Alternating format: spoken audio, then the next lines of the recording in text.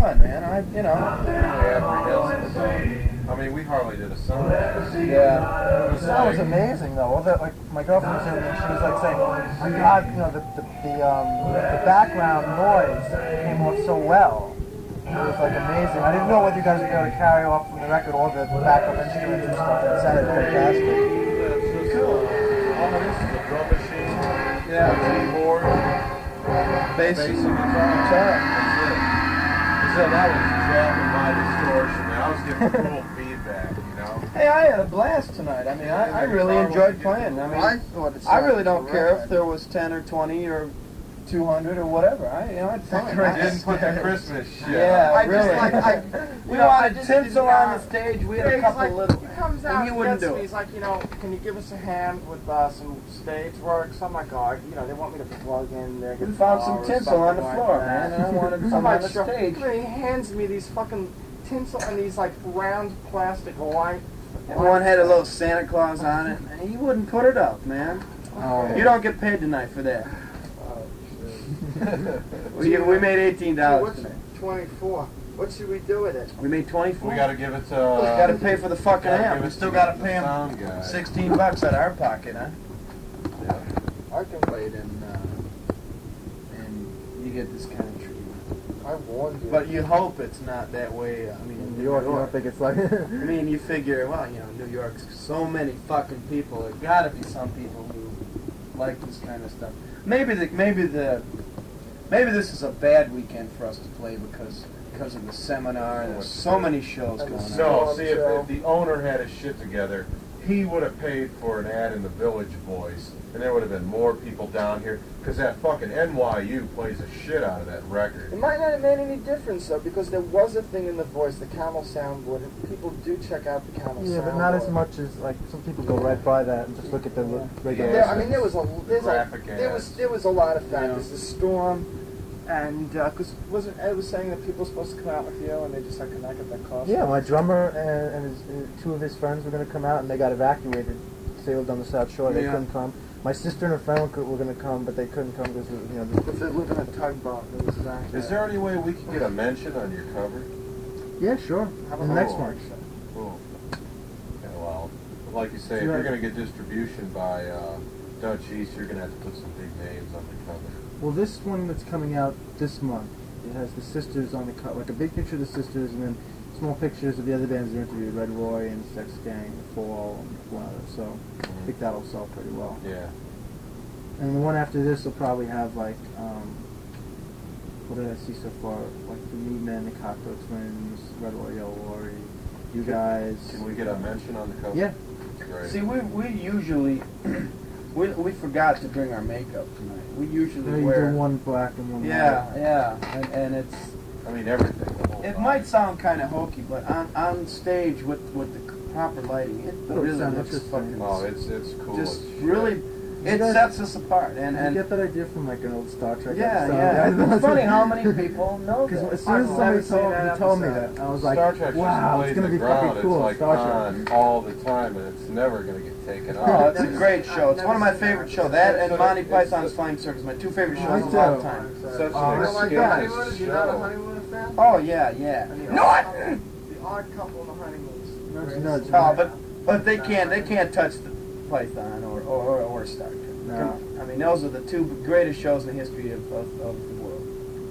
Star Trek is good. No, Star Trek. Oh yeah. I'm a Trekkie, man. Stupid fucking. Died in the war. I grew up. Star Trek is really fucking stupid. I mean, Captain Kirk. Oh, but it's great. He gets laid every episode. He's cool, but the man. point is, he's one of the most important people in the Federation. And he's the first one down on this. Oh, I know. I know. There's aliens all over. I know. There's so many stupid things. I mean, no, not just him, but he's always got Spock and McCoy and Scotty Withers. Like the four most important people. Why don't they send some fucking asshole security guy? You know what always bothered me? What was that show, Lost in Space? Oh, you never saw a fucking bathroom on that spaceship. Where did they go? You don't see it on Star Trek. You see all these cool things. Why don't they show like a really cool toilet? No, because people in the future take cellophane shit. And it's all just plastic. No. See, what they do is they take them little capsules so they don't have any waste. That capsule shit, right? They take exactly what their body needs, and there's no need to take a dump. What's happening? Nice hat. We're trying to figure out Star Trek ones too. Whenever they go down, they always send one guy totally like they he always dies. And he invested in some stock. One new guy. Yeah, he always like touches something and dies like some monster kills him right behind the air. I'm very, very ill. So if you guys would like to get a move on, I'll help you out as best I can. I'm very sick. So are we? Well, we knew that from the start. Here's Mr. Death, Dr. Death, in his last subway appearance. That's just quick. What did I say? Yeah. Dude, he asked me before. Did you hear that? He asked me before. Give any money Do you up. know any good disco DJs? I'm gonna throw this I'm gonna have this party for some people that want disco. I want a really good disco DJ. Like the only people I know want at least $100 a night. He's like, well, see what you can do for me. I was like, yeah, okay, I'll go through the files when I get home, though. See what you can do for me. Well, Who does the reviews in here? I don't think it is. The Yeah, album? it is. The album? Yeah. His new record's going to be really good, though. Cool. His new record is going to be really good. I don't know if you heard about it. Steve Murphy has a new record coming out. The Dolly's Carlin? No, it's a solo record That's on his? 4AD with, it has like an all-star cast of backing players like Steve Severin from the Banshees and the two Cocteau twins and the bassist from Sex Gang and a couple other people in the drum machine. So It's going to be really interesting. And they do a cover of, I don't know if you heard The Light Pours Out of Me by Magazine. And John McGough is going to guest on guitar. Oh, yeah? Wow. It's like a real all-star. Yeah. We tried to, we've got a new LP coming out in oh, go on. I was just going to say, people were expecting Peter Murphy. No way. No way. I heard rumor that he's going to be on next record. I would doubt it. I heard Mike Murphy was going to be on.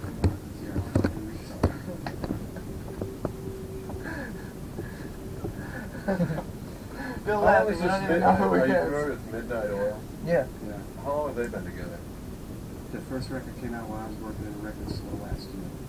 Around February. That was American though. They had like tons of Australian Yeah, albums. so did they really? I didn't even Yeah. That was big. big. That was the first. Have, It was the first big album. 10, 9, 8, 7, 6, 5, 4, 3, 2, 1. Was the name of the album. Dude, can you say that backwards? Isn't that terrific? Yeah, they were That's cool. like- I saw a video of them last night. Their new stuff is okay. What's it called? Another World? Or Yeah, right. That's the new tune. New 12-inch. hey, It's pretty that's, good. that's a hot fucking song. That album was okay. Do you have any kerosene lying around? Let's burn this place down. I enjoy that a lot. It'd be great if you could reroute a subway train, just like that. You know. Pull a little lever and Listen, who's No more Gargoyle.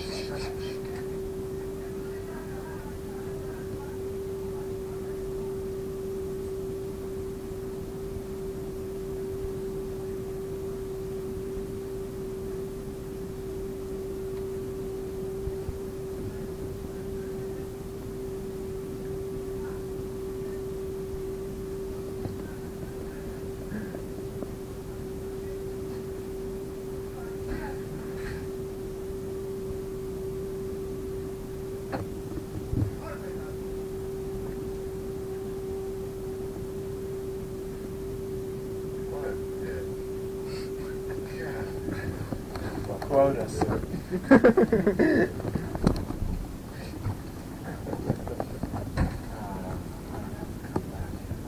Yeah, isn't that a great feeling? Take them. I work from 9 in the morning to 3 in the morning all day. 18 hours. Today I had off because of fucking Gloria. Yeah, but thank God for Gloria. Fucking Gloria, I'm married and all. Yeah. But not on radio.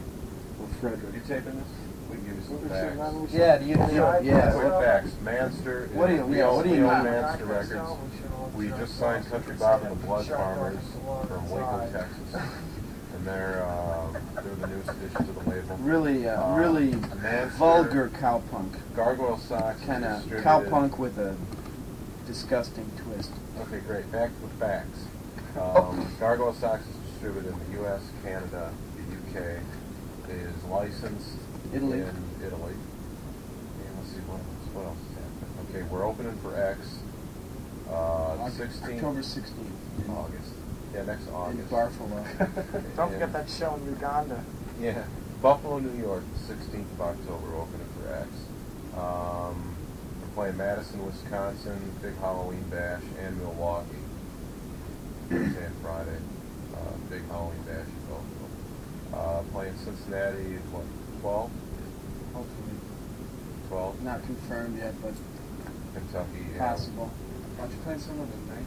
And if, In and maybe Detroit. you could put, if Gene Bruce Los Polsky Jezebel. should listen to these guys and book them into the Danceteria, you know, and Yes, you know, New York, or the club in New York has a great opportunity to be able to brag about discovering a cool American band a couple years from now. And say, I broke these guys.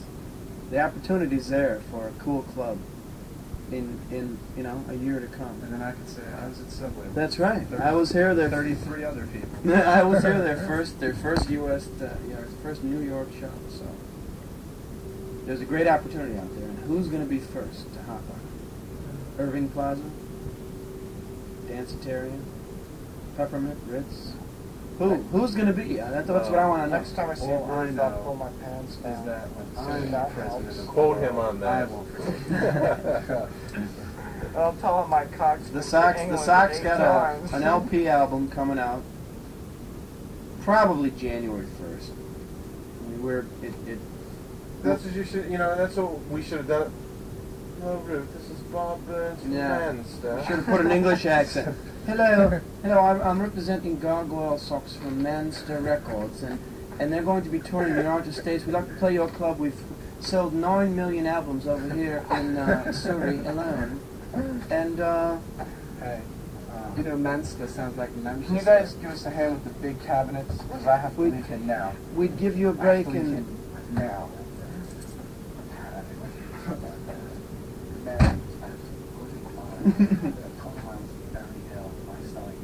Summer songs, and he said that every time there's been a PA here, I bitched and complained, and I said, you asked him who carried this shit out. Who carried this shit out every time, man. Hey, does he pack a piece? I don't know. I'll tell you. Is this America or what? Land of opportunity. Hey, land of opportunity. Now you got this on tape. We're talking $24. We Where can go else out in and get a America? Saturday Where night else in special America with can you that spend blows. and get 24 in return? Are you guys Let's going get those to big be? ones out of here, Are you guys okay? going to be in his house tomorrow? Yeah. I think Matt and I are going to go into Manhattan. That's if they ever wake up. These guys sleep all the fucking time. Man. Well, that's the And he instinct to snores. do. Detroit. He Yeah, snores. yeah. And he keeps like spinning around. He doesn't just like roll over. He spins around in the bed. Bob watches me. He's got a film camera over there going, oh, That's this hobby. guy's People excited. sleeping. Yeah, well, I'm trying Yes. to catch a. Well, yeah, I'm trying to catch a peek of your cocks when the blankets slide down. Gargoyle Sox cocks. He's gonna sell it to Gargoyle Cox. It's funny because MTV like a couple years from all now. my neighbors and shit are going like, you got those socks upstairs? Well, tell them to pull their wankers out of the window. Yes, from now on we're an English band. We're from Surrey. That's how we can get shows at the You're from this like Danceteria. rarely heard of town in England called Detroit. Yes, yes. No, we We don't have to worry about that. We just have one. We just have the amp. And that's 35.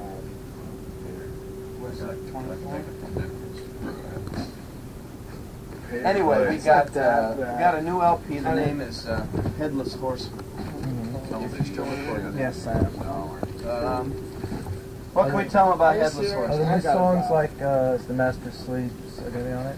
Yeah, As the Master Sleeps, Ugly Birds, With that one Serpent Circle, People in Power. People in Power. God, what else? No, I gotta tell you, I'm really Carnivore. shocked that we got this. The Witches. The Witches is another song. Yeah, we did the Witches tonight. Second song. The Noise. Headless Horseman is another song. So what do you think of the show? I thought it was great. I loved the effects. I loved the new songs. I loved Mr. Master Sleep. Cool. That was really good. I wanted to ask you, do you guys get inspired at all by like horror movies? Like I noticed like the Master Records, like that's a horror movie, you know, the Master. Yeah. You know, I was a big monster movie fan when I was a kid. I mean, are you familiar with that magazine, Famous Monsters? yeah, I have hundreds of issues in my basement. Man, I used to, read those when I was a kid.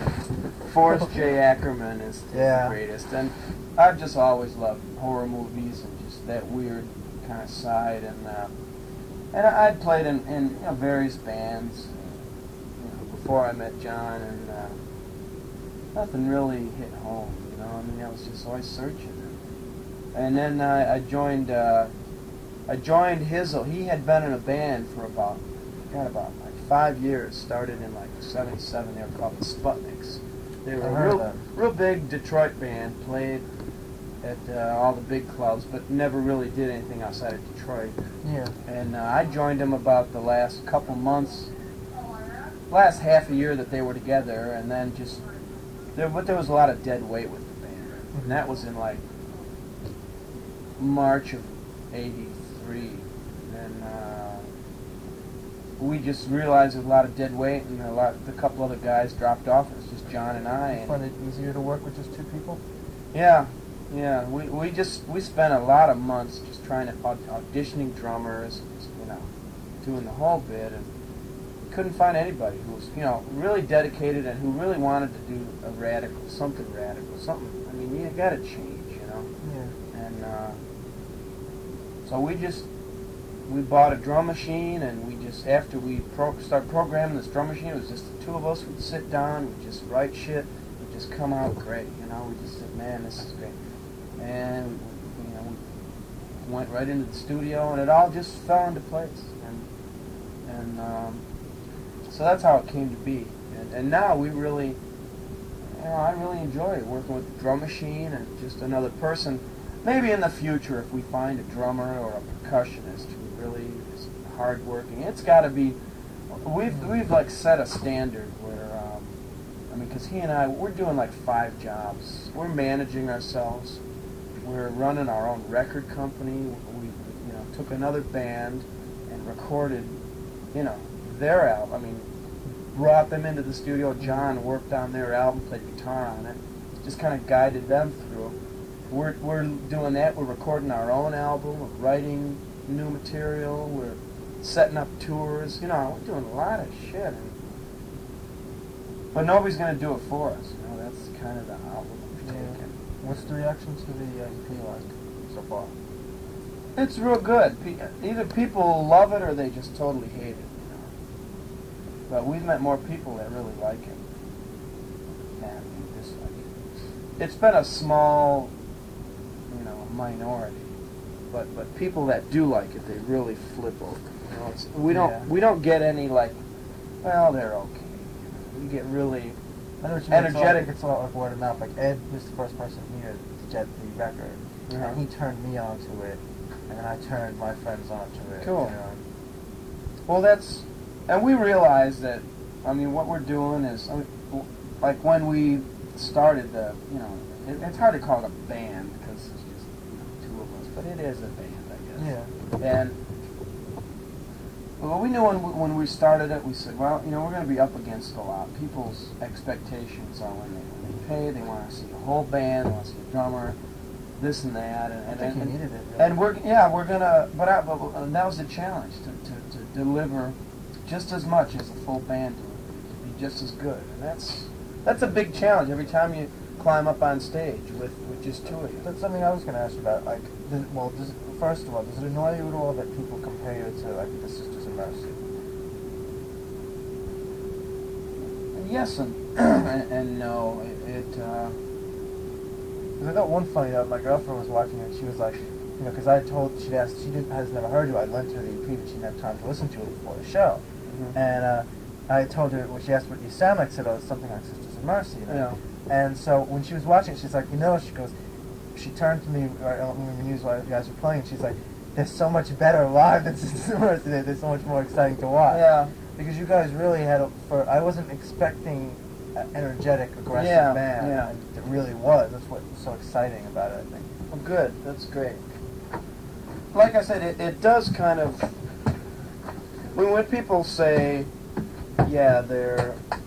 I hate to say when people ask, when we're trying to line up shows, people ask, what do you guys sound like? What do you They haven't heard of us.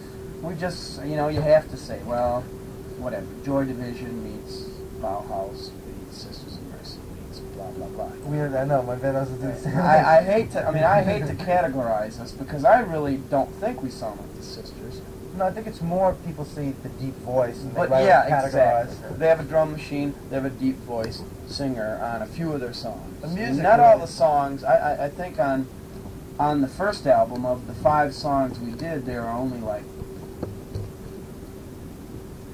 2 songs that have the real deep vocals. That's just the natural vocal. But that was another, but I'm really curious about something.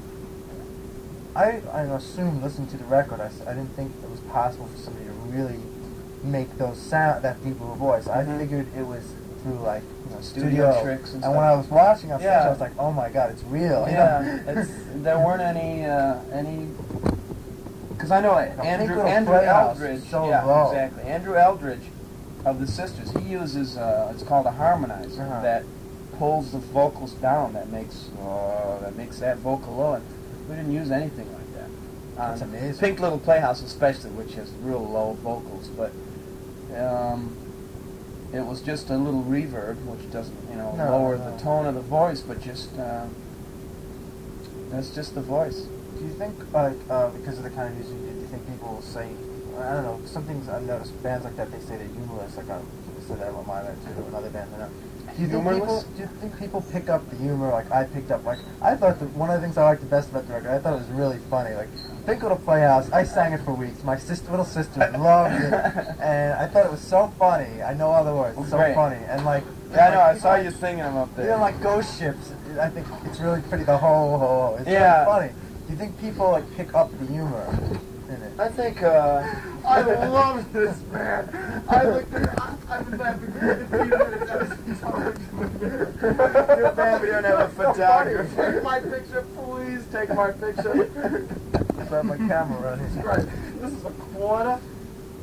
You said it was like 25 cents at a garage sale. Yeah, probably. This is great. Wait, Bob, hang on. When I heard him say it to you on the phone, Playground Library, it's like, what the fuck is going on? I gotta get a shot of This is like 25 leather. I really need like something that's kind of like something that's kind of like flowery. Hang on. That was great. Let's do it. Oh, that's classic. Front page material. All right. Front cover. How about Matt from Gargoyle Sox and an unidentified female fan? Mug it up after the show at the Subway Club. Put it on. Oh, that's Put it classic. on. That's classic. Let's see. What were you asking? Oh, you were asking me about. Did you use a little strap?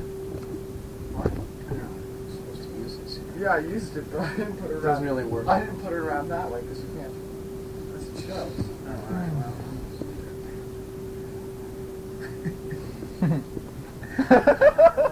Look at that. Oh, that's funny. Usually what we do is John bought a couple little skeleton heads at Cedar Point on like wooden sticks, little skeleton with shit inside. We shake them, Oh, I wish I was on drugs right now. and we put the wig on one of these heads, so it's like a little skull head with a fright wig on one of our shows. But we didn't bring the skulls because we didn't have enough room. That's great. I'm going to go to work with that tomorrow. Oh yeah. We ought to go to the seminar like this. Hi, Howie.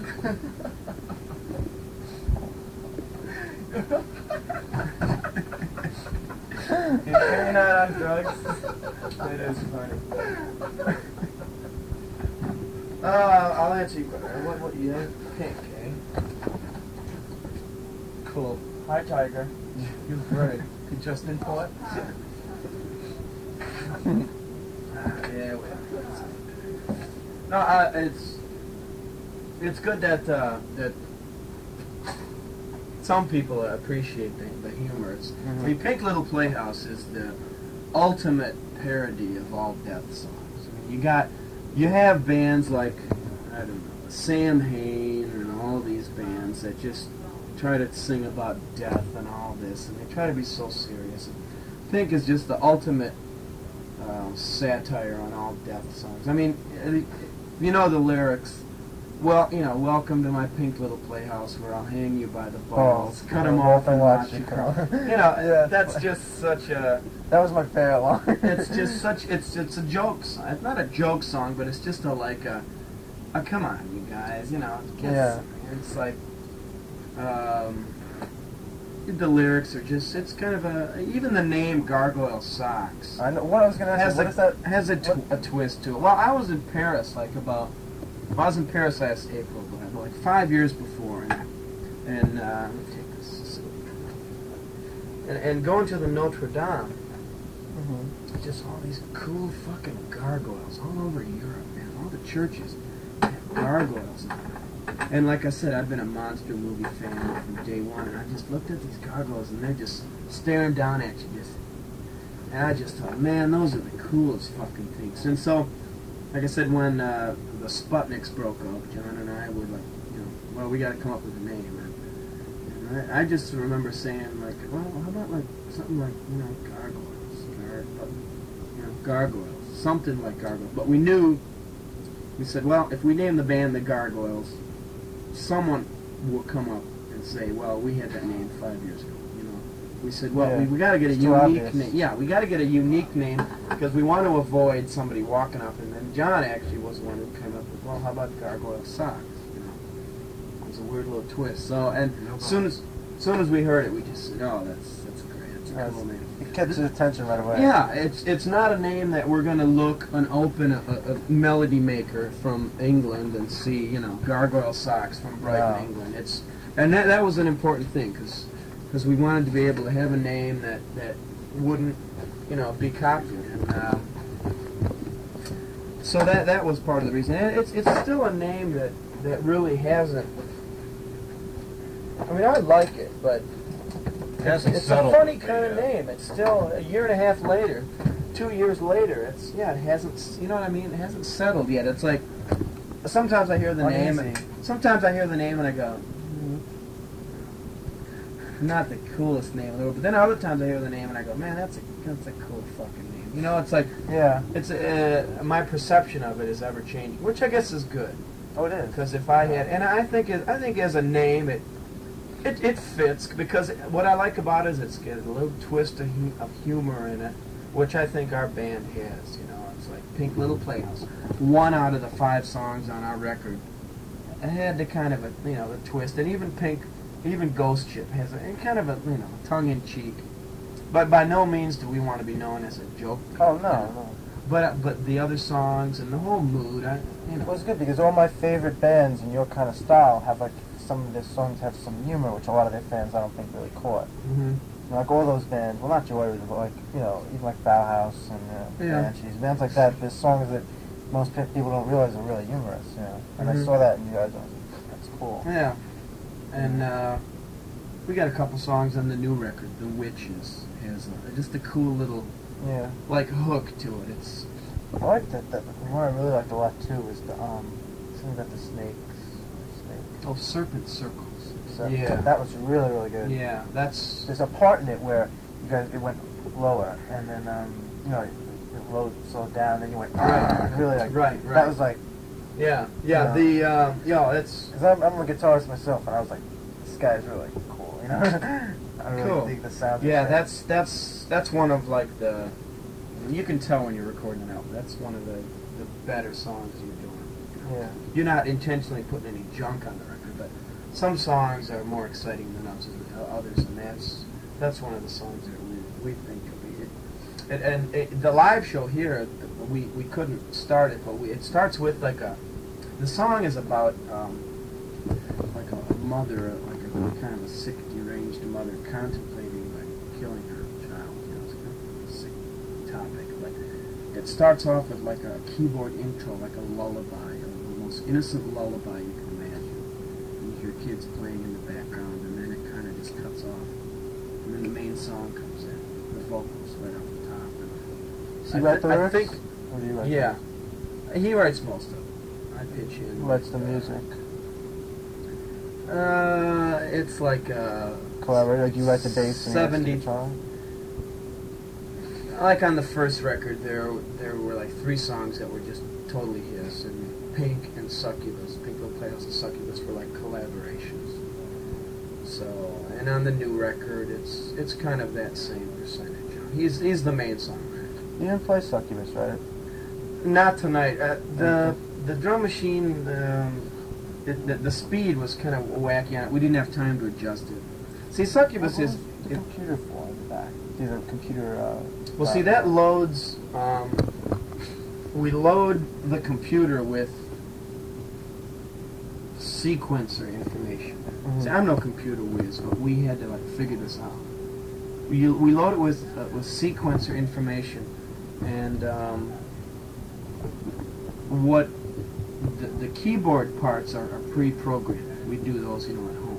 Right. You lay those on disk, computer disk, and you put it in the computer. And when you play the drum machine parts, the computer plays the keyboard parts along with them. So that's what the computer and the disc drives. I see. We have the keyboard parts. We lay those down. We lay those onto disk, and then live we reload it into the computer. And when we play the drum machine acts as like a clock, pulse, and it plays the computer parts perfectly in time, and then we play along with those. How about, like, how do you record the stuff like the wind in Ghost Ships at the end? It sounded great. That's a computer that's one of the programs. It has like 100 programs. Oh. And it's just it has like flute, wind, and conga drums, and just all kinds of weird shit. And you can program. You designate what program you want it to play, and 98 is wind, and you just play the song. You start the drum machine. You put the keyboard into record mode, and you just play the wind. Just hit different keys, and it records it. And when you play Cool. back, it's so. Where's that little board box that fit in the Commodore? Get up. Is it in Well, here? that should be in. It's not in here. It's not around. Can't seem to locate it. It should be. It's not in that gray suitcase.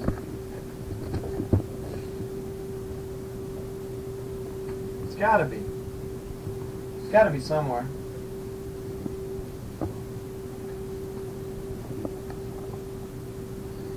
Well, I best be moving out here with all the jack down and shit. Can I shoot? Yeah. Just to Yeah. questions I have. Anything else? Do you feel any, like, being from Detroit or anything? I was curious. Do you feel any, like, spiritual kinship with, like, the Stooges or anything like that? Because I noticed you played, an Iggy song Yeah. too, which is one of my favorites, and I was like, I had wondered that if being from Detroit, if that had any, like, you felt any, like, you were carrying on. a Oh tradition or yeah. something, Well, I hope. I mean, I'd love to think that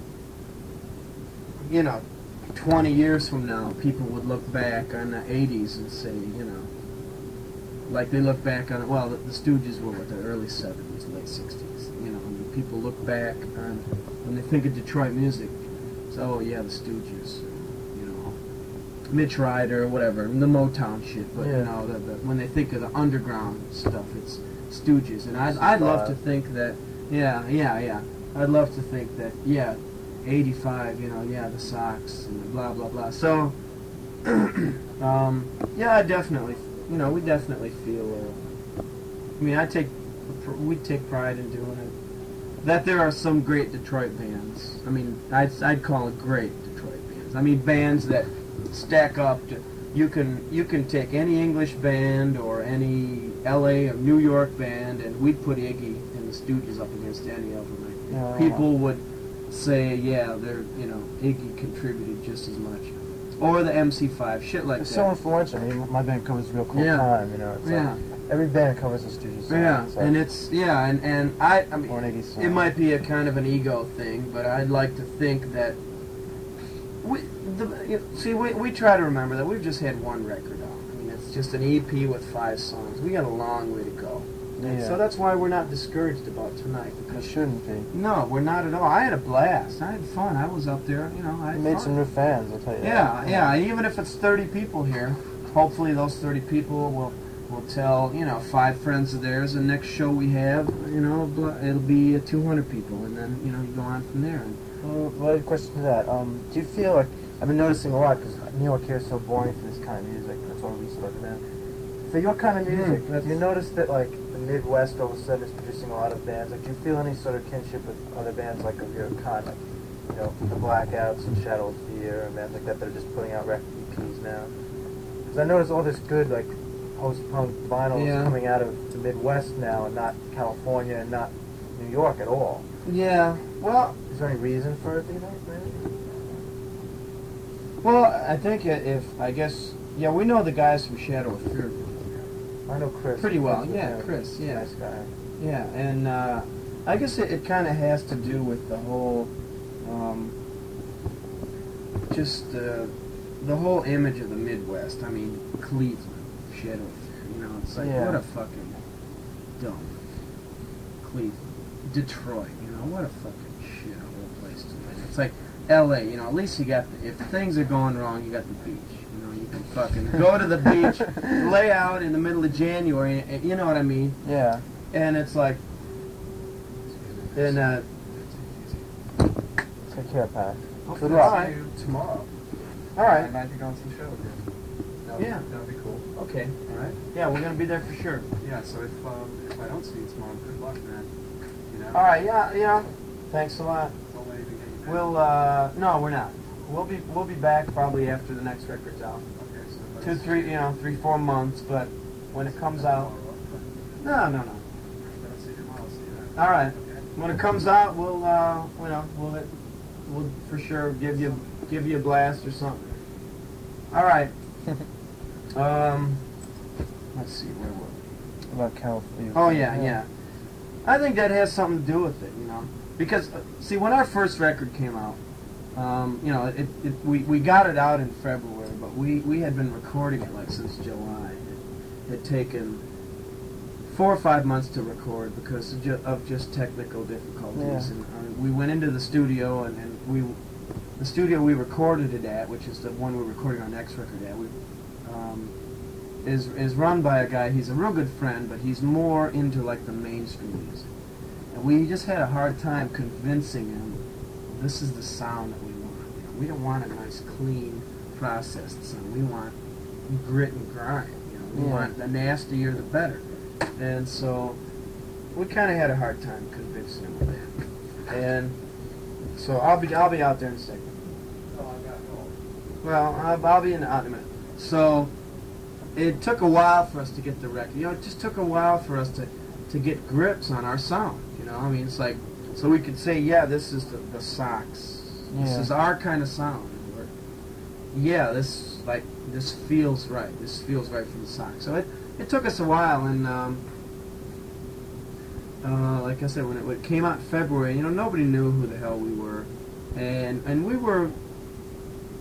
I mean, we were depressed because for a couple years, you fight and you struggle and this and that, and nothing happens.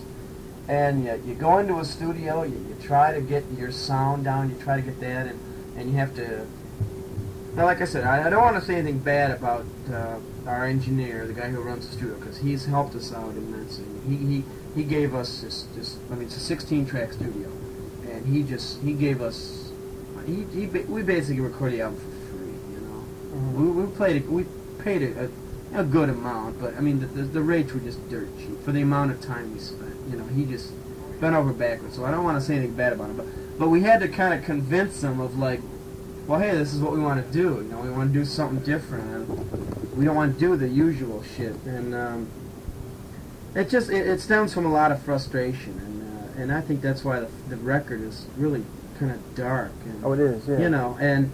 But I think there's that humor that pops up which Macabre is sense of yeah, humor, which yeah. you gotta have. I mean, even in the bleakest of situations. We played this Pittsburgh show last week, and well, Jamie, who's the engineer, we took his truck. He's got a little pickup truck. He's got a little cap on the back. Uh-huh. We had all the shit stuffed in back, and there was about as much room from like, here to about 3 feet for John and I to squeeze in the back and hang our legs over the back. And like, we were just saying like, you can't go any lower than this. You can't get any fucking worse off than this. And but I think I have a great attitude. That's I mean, good. tonight, sure, we could have been bummed out, and we could have taken a real bad attitude and said "fuck you" to everyone here and this and that. But I I didn't really liked it. This time, come back the next time. I didn't. Some of their friends, Yeah, I had a I really had fun. I had fun. I mean, I had just as much fun as if there would have been 200 people here, and it would have been wall to wall. It's. One last question. I feel good. I feel good. But like I said, the first record it's kind of dark because that's the mood we were in at the time. Yeah. And now I'm an optimist. I mean, I see the light at the end of the tunnel. I think when this new record comes out, I think there's a lot of cool shit on it. We know how to promote the record now. We know it's got to be done, and I think it'll get a lot of good response. I think it would go over really well in England too. Yeah, we're beginning to break into that mode. One last question. What One would last you question. say your Answer. influences would be? Well, The there's cross between Glenn Campbell, Gordon Lightfoot, and Joey Heatherton. Yeah, that's their ambition in life, to open up for Joey Heatherton on Yeah. the show. Well, I think that's going to be good. Uh-huh. I think that'd be a discussion. All right, interview's over. And we think all English fans suck. Well, I guess.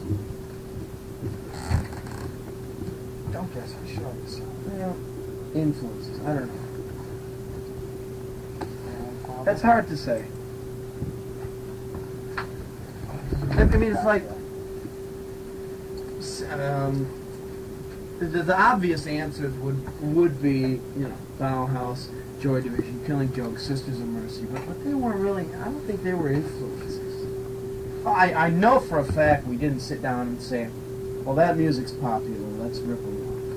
Yeah. I know we didn't say that, but we Whatever you listen to comes did out hear in their music. shit and say, that's just great shit, and that might have influenced us subconsciously. But I mean, as far as influences go, what we wanted to do is, and I think what we achieved on our first record is, we wanted to make songs that were like visually, or that would like conjure up images in your mind. Like I think, like the way we kind of describe our music is, the way I think of it is kind of like night gallery set to music. If you can imagine, picture that. I think it is because you got Succubus, which is about like a female demoness. I think. In the night, Yeah, I think the song just conjures up images. I can see a fucking musty castle and ghost ship and pink little playhouse. They're all about vivid images, I think. Oh, definitely. And I guess, like I said, those bands that I mentioned, I think they're all just great bands. And there are a dozen that I haven't mentioned, whatever, The Cure, blah, blah, blah, etc., that I haven't mentioned that have been influences in a way, I guess. But I mean, I definitely have to point to Iggy and Mitch Ryder and Detroit music, shit that I grew up on, and the Beatles. I love the Beatles. I know every word to every Beatles song ever recorded. That's one thing I noticed about your music too. It has a lot more catchiness than your average kind of music of this sort, if you want to call it. I mean, I love the Beatles. I mean, I just think it's melodic. Yeah, I don't think, like I said, I know every word to every Beatles song, and that's just because from here on up, you sing along to the Beatles songs, and there's a lot of different influences. I listen to classical music a lot. I mean, I'm not a highbrow by any means, but I think a lot of, I'd like to think that a lot of our stuff is kind of intricate, not really so involved that the average goof can't get into it. I'd like to think it's more than just a lot of fucking noise, like a lot of bands put out just noise. I know. And I think like what you said exactly. I think it has a lot of melodic content that I think is good. That's important. Off the record, just a musician's question. What effects do you guys use? Because I'm just using effects. I notice you have a lot of effects on your bass, more than like the average bassist uses. I saw at least 3 boxes there. Yeah.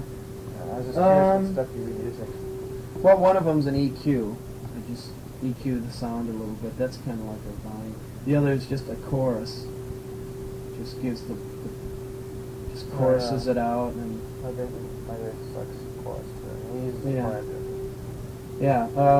And the other's just a big muff, distortion fuzz box. That's what we used on Pink Little Playhouse on the record. Yeah, it just gives it that kind of Crunchy sound. Yeah, just kind of that song just really needed it. It just called for a different kind of sound. I think I want to make the point that I think what kind of sets us apart also from a lot of other bands is, and what I really like about the stuff we do, well, being a bass player is, I think in a lot of our songs,